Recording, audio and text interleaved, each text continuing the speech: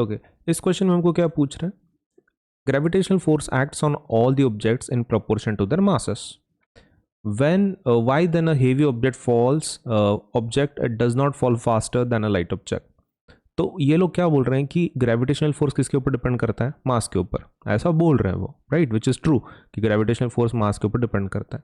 लेकिन ये लोग क्या बोल रहे हैं, फिर हेवी ऑब्जेक्ट जल्दी क्यों नहीं गिरता लाइट ऑब्जेक्ट के कंपैरिजन में? अब हेवी ऑब्जेक्ट है मतलब मास ज़्यादा होगा, मास ज़्यादा होगा तो वो जल्दी गिरना चाहिए, लेकिन वैसा होता नहीं है, ऐसा ये बोल रहे हैं. तो वाई दिस इज हैपनिंग? सो ऐसा क्यों होता है? तो देखो यहां पर एक चीज आपको ध्यान में रखना है कि जब भी कोई ऑब्जेक्ट नीचे गिरता है, ये गिरने की बात कर रहे हैं, राइट, फॉल की बात कर रहे हैं.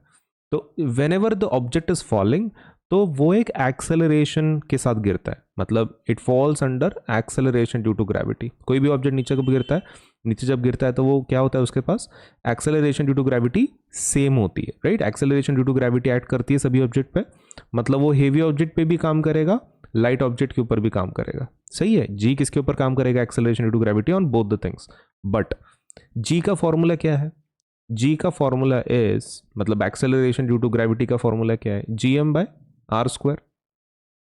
सही है. मतलब इसमें है ही नहीं क्या? Mass of the object. Mass of the object है ही नहीं, मतलब ये जो जी है वो ऑब्जेक्ट के मास पे डिपेंड ही नहीं करता, राइट. ऑब्जेक्ट मास पे डिपेंड ही नहीं करता, हेंस जो ऑब्जेक्ट्स हैं, हेवी ऑब्जेक्ट हैं, वो जल्दी नहीं गिरने वाला लाइट ऑब्जेक्ट के कंपैरिजन में. तो ये एक्सप्लेनेशन सिंपल से हम लोग लिख देंगे कि उसको इंग्लिश में कैसे लिखेंगे हम लोग अभी.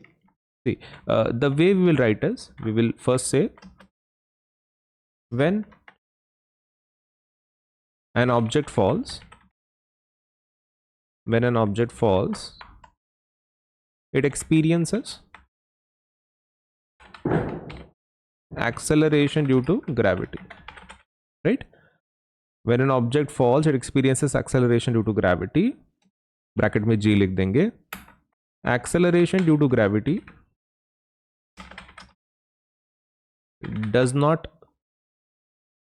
acceleration due to gravity is constant and does not depend upon